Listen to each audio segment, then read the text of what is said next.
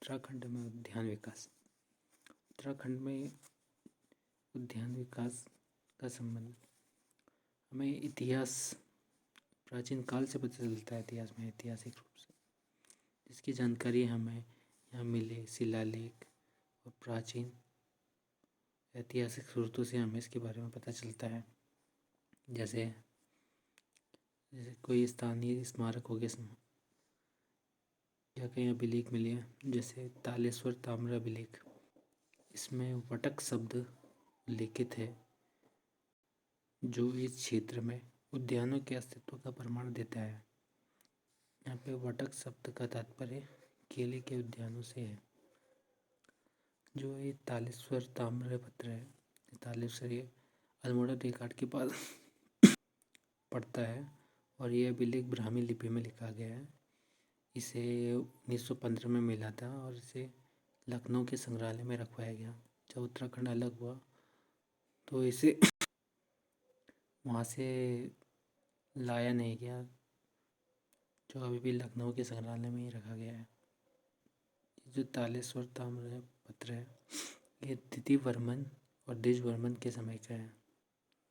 अगर हम अन्य फलों की बात करें, इसमें जामुन के वृक्ष का भी विशेष उल्लेख किया गया है जिसकी पुष्टि कालिदास के साहित्य में भी करता है। और अन्य अभिलेखों में भूतिक शब्द का उल्लेख भी मिलता है जो मोनियर विलियम्स के अनुसार कपूर का वृक्ष है।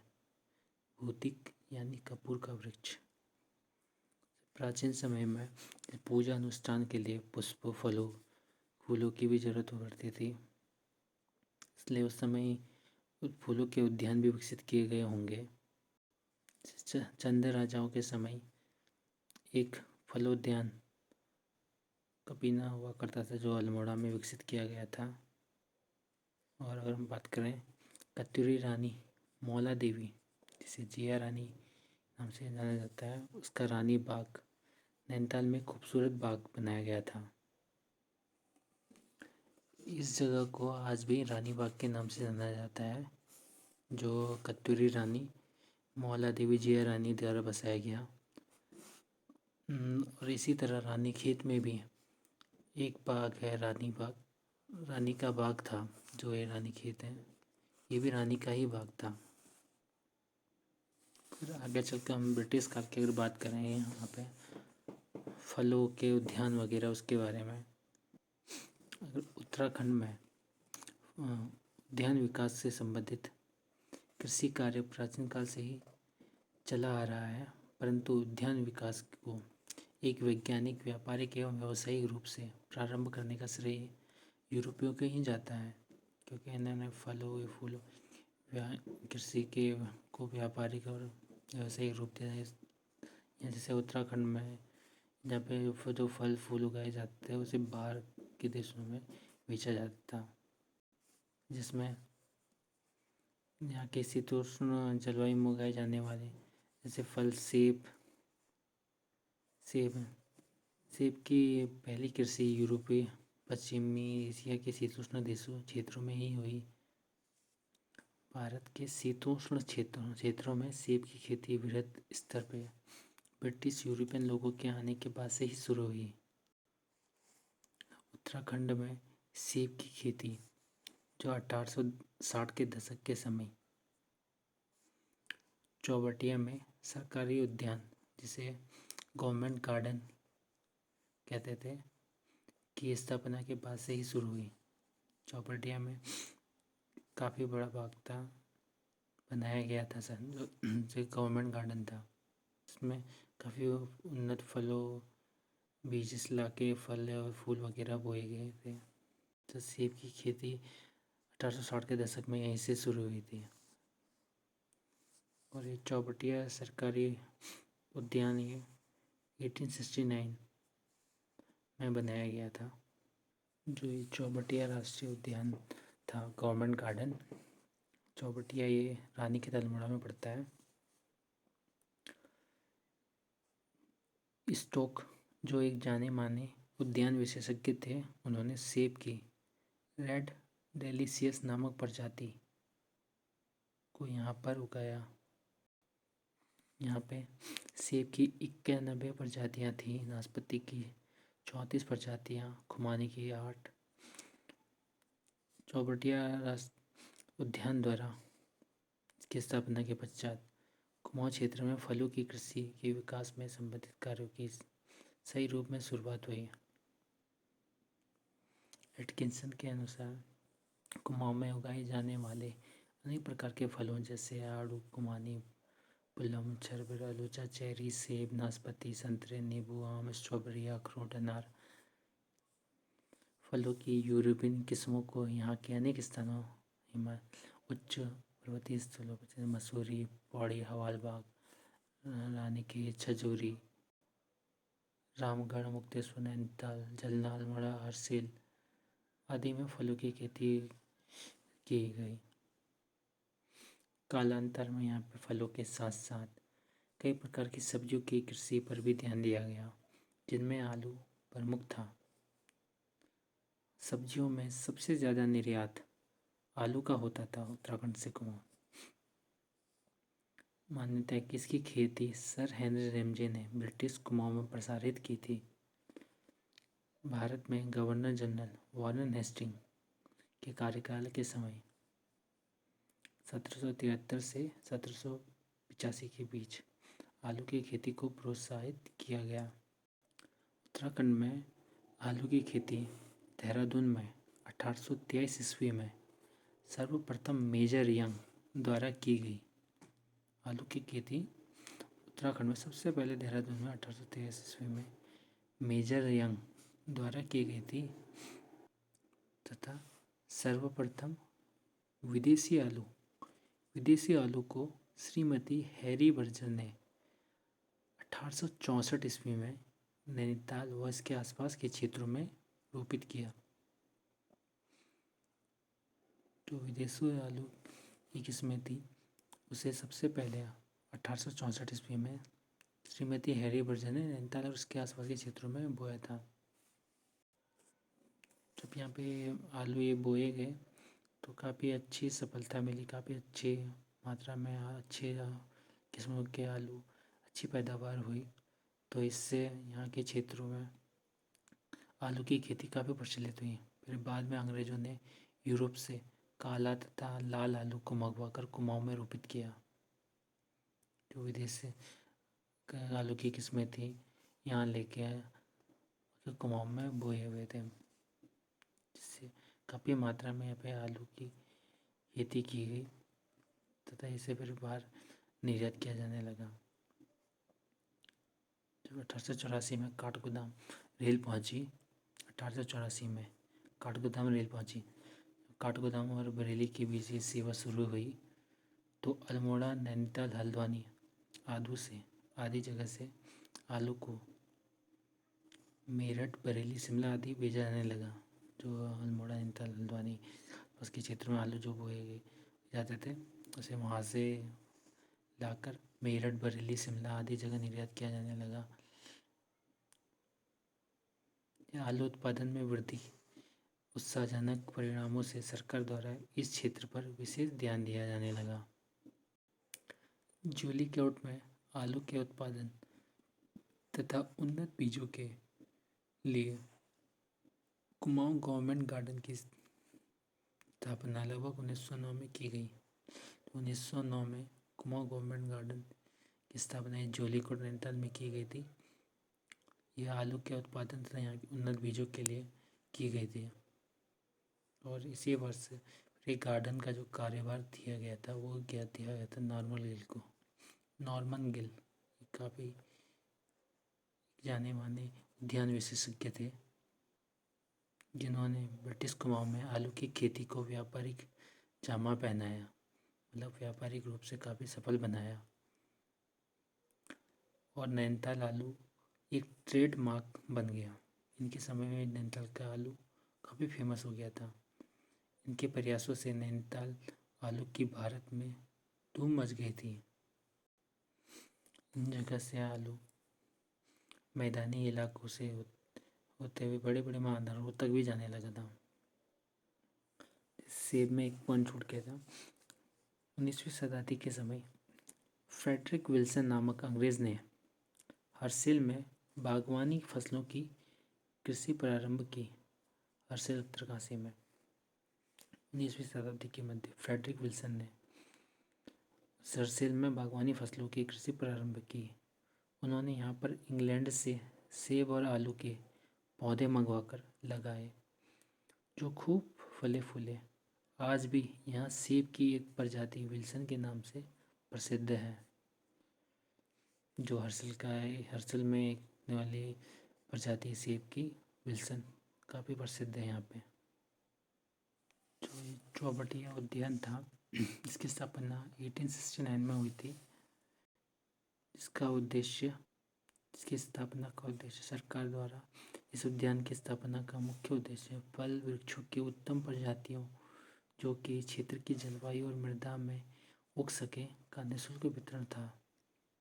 इस उद्यान की स्थापना वन विभाग द्वारा डब्ल्यू क्रॉ की देखरेख में की गई और डब्ल्यू क्रॉ इस उद्यान के प्रथम सुपरिटेंडेंट थे, जो एक अनुभवी एवं प्रशिक्षित व्यक्ति थे जिन्होंने सेब, नाशपाती, खुमानी, पुलम चेरी को रोपित किया तथा इनके पौधे तैयार कर उन व्यक्तियों को दिए जो उन्हें उगाने के इच्छुक थे। चौबटिया के प्रथम सुपरिटेंडेंट डब्ल्यू क्रॉ थे। इम्पोर्टेंट जोलीकोट, जहाँ पे कुमाऊं गवर्नमेंट गार्डन की स्थापना की गई थी 1909 में,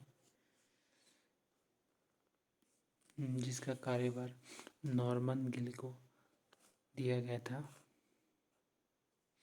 उन्होंने यहाँ पर बहुत सी कटन अमेरिका से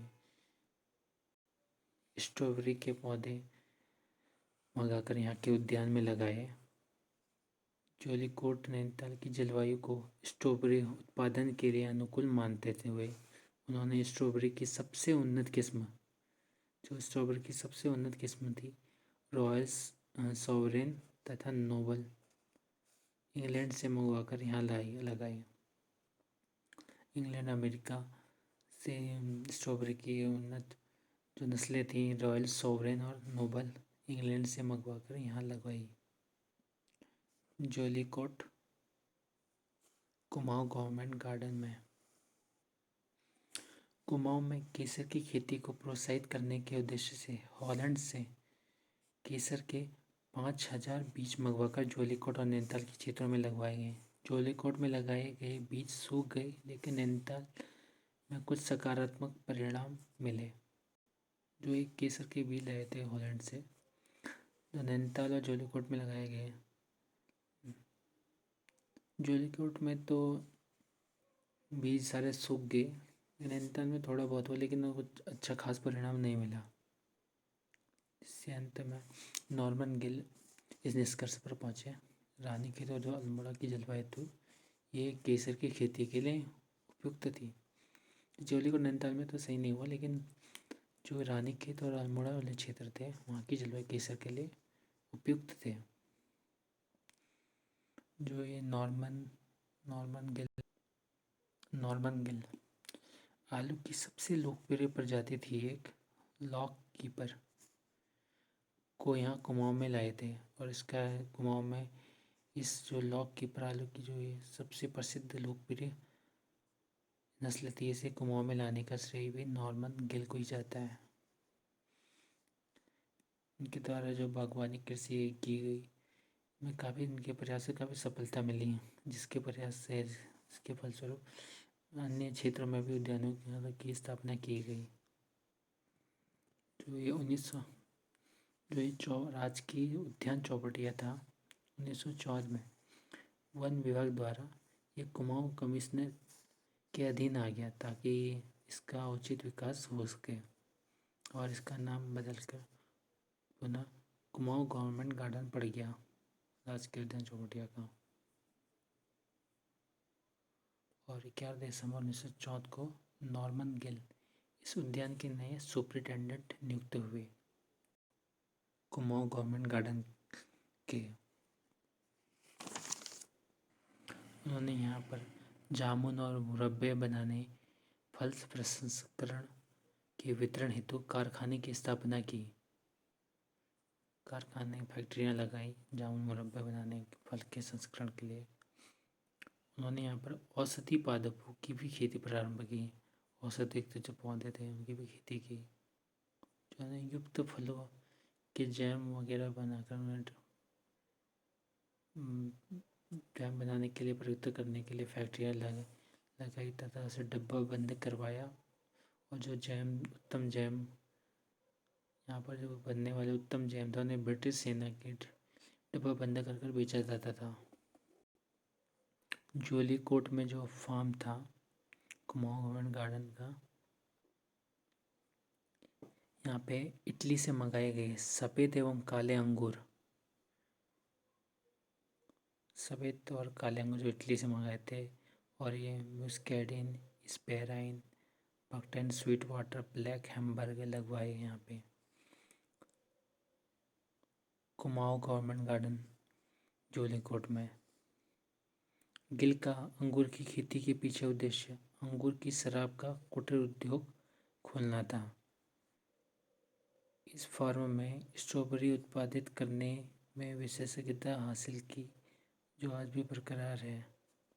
इस फार्म में स्ट्रॉबेरी उत्पादित करने के लिए विशेषज्ञता हासिल की जाती थी,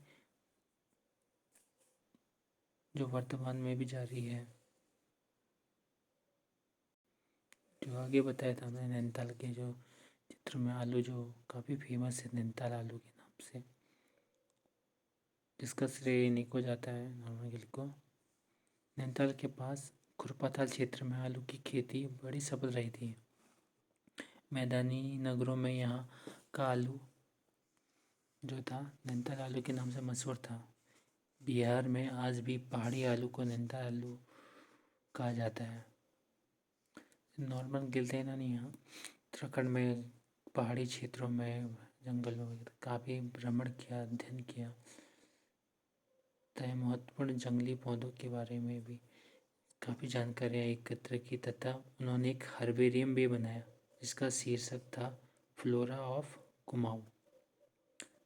उन्हें सारी भ्रमण करके यहाँ की जितनी जंगली पौधे जो वनस्पति सबका अध्ययन करके उनकी जानकारी सारी एकत्र की, तो उन्हें अपना एक हर्बेरियम बनाया जिसका शीर्षक इन्होंने रखा फ्लोरा ऑफ कुमाऊं। इनके साथ ही 1918 में गिल के अधीन एक क्लर्क रामलाल शाह, काफ़ी महत्वपूर्ण है ये नाम भी, रामलाल शाह, इस कार्य में बहुत योगदान दिया, इनके साथ रहे तथा इनके साथ इन्होंने भी अध्ययन करके काफ़ी वनस्पति का काफ़ी जानकारी भी हो गई थी इन हाथ तक ने भी। सही है भी विदेशी वैज्ञानिकों को यहाँ की जो वनस्पतियाँ थी स्थानीय, इनका नाम मालूम करने में उनकी काफ़ी सहायता करते थे तथा इनकी भी इस क्षेत्र में काफ़ी रुचि थी। इसे देखकर गिल ने उन्हें इस कार्य के लिए प्रशिक्षण भी किया। जब 1922 में जब गिल चिकित्सा अवकाश में इंग्लैंड वापस चले गए, इनकी तबीयत खराब हो गई थी, तो अपना ये संपूर्ण जो संग्रह था रामलाल शाह को दे गए। इसे शाह जी ने केवल नहीं संरक्षित रखा, अभी अपनी तरफ से भी कई नई जानकारियाँ भी इसमें समाहित की। चंदे गिल का काल कुमाऊं में बागवानी विकास का स्वर्ण युग था। इन्होंने काफ़ी काम किया बागवानी क्षेत्र में। 1922 में जो ये कुमाऊं गवर्नमेंट गार्डन का उद्यान था, इसको कृषि विभाग संयुक्त प्रांत जो उत्तर प्रदेश को कहा जाता था उसको हस्तांतरित कर दिया गया। 1932 में राजकीय उद्यान चौपटिया, रानी की अल्मोड़ा चौपटिया में एक हिल फ्रूट रिसर्च स्टेशन की स्थापना की गई थी। आलू की कृषि को वैज्ञानिक ढंग से प्रोत्साहित करने के उद्देश्य से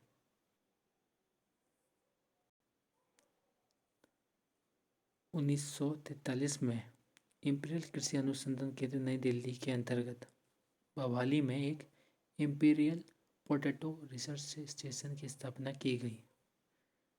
जो ये इम्पीरियल पोटैटो रिसर्च स्टेशन की स्थापना की गई 1943 में भवाली में। इसका उद्देश्य था आलू की कृषि को वैज्ञानिक ढंग से प्रोत्साहित करना, इसलिए यहाँ पे भवाली में 1943 को इम्पीरियल पोटैटो रिसर्च स्टेशन की स्थापना की गई।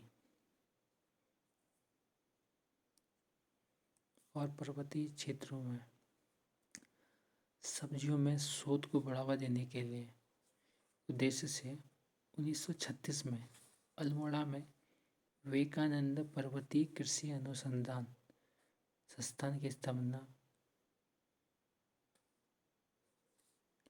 प्रसिद्ध कृषि वैज्ञानिक बोसी सेन द्वारा की गई। बोसी सेन द्वारा विवेकानंद पर्वतीय कृषि अनुसंधान संस्थान 1936 में अल्मोड़ा में की गई, पर्वतीय सब्जियों में शोध को बढ़ावा देने के लिए। जो ये रामलाल शाह थे, नॉर्मल गिल के असिस्टेंट रहे, जो चौबटिया में कार्यरत थे। अपनी सेवानिवृत्ति के बाद उत्तराखंड में प्राप्त होने वाली वनस्पतियों को लिपिबद्ध किया इन्होंने, और इनका यह ग्रंथ 3 खंडों में बटा था, जो पांडुलिपि में उत्तराखंड के 281 वनस्पति परिवार के 1384 प्रजातियों का इसमें वर्णन है, जो पांडुलिपि में लिखा गया। इसे फ्लोरा रानीखेत येंसीज नाम दिया गया। इन्होंने इसे फ्लोरा रानीखेत येंसीज नाम दिया गया, पांडुलिपि में लिखा गया था हमारे रामलाल शाह ने। इसी के साथ है उत्तराखंड में बेलोडाना की खेती काफ़ी इम्पोर्टेंट है। नॉर्मल गिल ने इसकी खेती 1910 से शुरू कर दी थी। यह एक स्थानीय हकीम औषधि हेतु करते थे बेलाडोना खेती का यूज़। एक औषधि पौधा था जो मई में बोने में जुलाई में 12 फीट ऊंचा पौधा मिलता था। गिल ने बाद में चौबटिया में बड़ी मात्रा में बेलाडोना की खेती की। जो ये चौबटिया का बेलाडोना था काफ़ी प्रसिद्ध था। यहाँ के बेलाडोना की अन्य देशों से आए बेलाडोना की अपेक्षा दोगुनी कीमत थी। पायरेथ्रम एक ये फूल था। केनिया से पायरेथ्रम एक कच्चे माल के रूप में आता था हमारे उत्तराखंड इंडिया में, लेकिन ये जब बंद हो गया तो इसके बाद रानीखेत छावनी में साइड 1944 में यहाँ के जंगलों में पायरेथ्रम के फूलों की खेती की गई थी। ये फूल मलेरिया के मच्छर मारने की दवा बनाई जाती थी इससे, पायरेथ्रम फूल। जो ये कुमाऊं गवर्नमेंट गार्डन थे, इनकी संख्या ये 5 थी। ये तो ये चौबटिया कुमाऊं चौबटिया गार्डन और ये जोलीकोट गार्डन, ये सब ये कुमाऊं गवर्नमेंट गार्डन कहलाते थे। ये सब पीछे हमने बताया था ये 1922 में जो ये कुमाऊं गवर्नमेंट गार्डन थे, ये कमिश्नरी कुमाऊं कमिश्नरी के से देख रेख हटाकर कृषि विभाग ने लखनऊ के अंतर्गत आ गए थे। ये 5 जो उद्यान थे जो कुमाऊं गवर्नमेंट कहलाते थे। इसी समय ये नॉर्मल गिल बीमार होकर इंग्लैंड चले गए थे, फिर 1924 में इनकी मृत्यु हो गई थी। इनकी मृत्यु के चौबटिया उद्यान जो है था ये संकटों से गिर गया। देख रेख न होने के कारण उद्यान निश्चितता के घर में आ गया था। धीरे धीरे उद्यानिक धीरे धीरे बंद होने लगे। फिर यहाँ पे जो जेम की फैक्ट्री वगैरह जो लगे, ये सब सारे बंद होने लग गए। एक टॉपिक आता है भेषज विकास योजना 1949 में। जो ये भेषज योजना थी, इसका संबंध है हिमालयी उच्च पर्वतीय स्थलों में जो ये जड़ी बूटियाँ वगैरह जो ये मिलते थे, जड़ी बूटियाँ मिलते थे, इनके विकास तथा इन्हें व्यापारिक रूप देने देने के लिए तथा राज्य को हर्बल स्टेट बनाने के लिए दिशा में यह प्रयास किया गया था, जिसकी शुरुआत 1949 को हुई थी। प्रदेश के प्रथम मुख्यमंत्री पंडित गोविंद बल्लभ पंत की प्रेरणा से बेसस योजना 1950 को चरणबद्ध रूप से कार्यरत दिया गया, जिसके परिणामस्वरूप वर्तमान में हर्बल एस्टेट परिकल्पना की पृष्ठभूमि तैयार हो पाई। इस परिकल्पना को साकार करने रूप देने के लिए व्यक्तित्व महत्वपूर्ण भूमिका रही है, वो है श्री प्रजापति जोशी। इनकी बहुत काफ़ी महत्वपूर्ण भूमिका रही है। इस योजना का विस्तार अल्मोड़ा और नैनीताल तक ही सीमित रखा गया। इस योजना के तहत ही सहकारिता विभाग के संरक्षण में कन्यादेवली रानीखेत के समीप उद्योग नगर में कोऑपरेटिव ड्रग फैक्ट्री एवं भेषज का निर्माण किया गया। रानीखेत में कोऑपरेटिव ड्रग फैक्ट्री की स्थापना की गई थी इस योजना के तहत। जो एक रानीखेत में कोऑपरेटिव ड्रग फैक्ट्री औषधि निर्माण कार्य प्रारंभ हुआ था 1953 से। इसके प्रथम प्रबंधक का कार्य भी भेषज विशेषज्ञ प्रजापति जोशी को ही संपादित किया गया। इम्पोर्टेंट है, रानीखेत में कोऑपरेटिव ड्रग फैक्ट्री औषधि का निर्माण होता था। पहले प्रबंधक ही प्रजापति जोशी थे, जो काफ़ी भेषज विशेषज्ञ थे। फिर राज्य सरकार के साथ साथ केंद्र सरकार द्वारा भी इस क्षेत्र में भेषज सर्वेक्षण इकाइयाँ स्थापित की गई। इसका प्रभारी अधिकारी ये प्रजापति जोशी जी को ही नियुक्त किया गया। तो केंद्र सरकार द्वारा ये इकाई जो स्थापना की गई थी, वर्तमान में भारतीय पौध शोध एवं आयुर्वेदिक संस्थान के नाम से ताड़ीखेत में कार्यरत है। भारतीय पौध शोध एवं आयुर्वेदिक संस्थान ताड़ीखेत में इम्पोर्टेंट। और अगला है 1984 में श्री जोशी जी प्रजापति जोशी जी के सत प्रयासों से ही केंद्र सरकार ने एक आयुर्वेदिक एवं यूनानी दवाओं का निर्माण factory Indian medicine pharmaceutical company limited की स्थापना मोहना जिला अल्मोड़ा में की गई। आयुर्वेदिक एवं जो ये यूनानी दवा की निर्माण की फैक्ट्री की थी, ये Indian medicine pharmaceutical company limited स्थापना मोहना अल्मोड़ा में की गई। किनके प्रयासों से? जोशी जी के प्रयासों से 1984 में, जिसके प्रबंधन निदेशक प्रजापति जोशी जी ही रहे। वर्तमान में भी काफ़ी लाभप्रद है। और 1989 में गोपेश्वर चामोली में जड़ी बूटी शोध एवं विकास संस्थान की स्थापना की गई। 1989 में गोपेश्वर चामोली में जड़ी बूटी शोध एवं विकास संस्थान की स्थापना की गई, जो ये भेषज विकास की प्रगति के संबंध में किए गए। एक नोट करना है, 1972 में भेषज विकास योजना में विस्तार के पश्चात भेषज संघ की स्थापना की गई थी। भेषज संघ की स्थापना 1972